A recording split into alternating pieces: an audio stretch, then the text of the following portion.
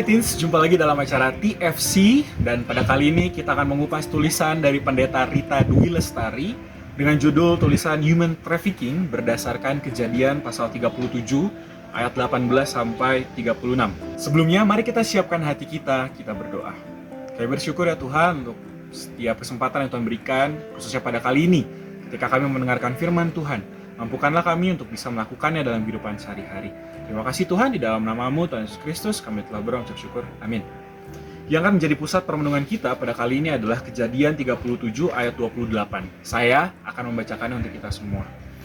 Ketika saudagar-saudagar Midian itu lewat, Yusuf ditarik ke atas dari dalam sumur itu. Kemudian dijual kepada orang Ismail itu dengan harga 20 shekel perak. Lalu mereka membawa Yusuf ke Mesir. Namanya Sofia. Ia sekolah hanya sampai SMP. Ia tidak melanjutkan sekolahnya karena ibunya meninggal. Ayahnya kerepotan mengurus 4 orang anak dan melihat keluarganya yang penuh kesulitan itu, Sofia ingin membantu memenuhi kebutuhan adik-adiknya. Oleh karena itu, Sofia mau ketika dia ditawari untuk bekerja di luar negeri dengan iming-iming gaji yang besar. Ternyata, Sofia diperjualbelikan untuk menjadi pembantu rumah tangga ilegal.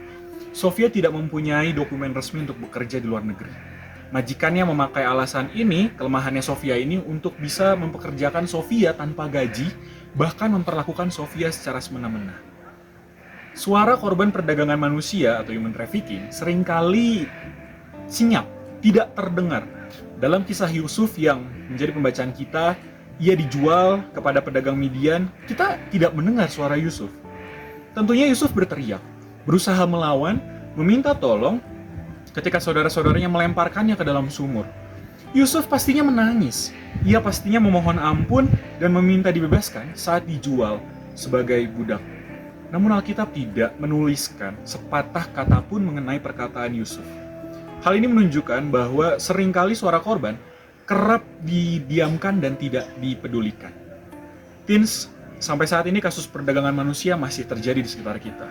Eksploitasi manusia terjadi dengan cara memperjualbelikan manusia untuk bisa menjadi pembantu, menjadi buruh anak, jadi pelacur, bahkan untuk diambil organ tubuhnya. Kita bisa mencegah hal ini terjadi dengan cara membagikan pengetahuan kita tentang bahayanya perdagangan manusia melalui media sosialmu. Bantulah anak-anak yang tak mampu melanjutkan sekolah agar mereka bisa terhindar dari menjadi buruh anak. Mari kita berdoa.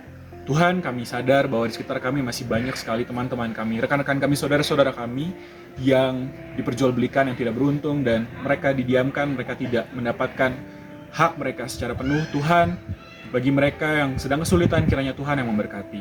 Mampukanlah kami anak-anak-Mu ini, agar kami bisa mewartakan kabar baik, agar kami bisa mengkampanyekan bahwa perdagangan manusia ini nyata adanya, dan mampukanlah kami untuk bisa mengurangi setiap perdagangan manusia yang ada.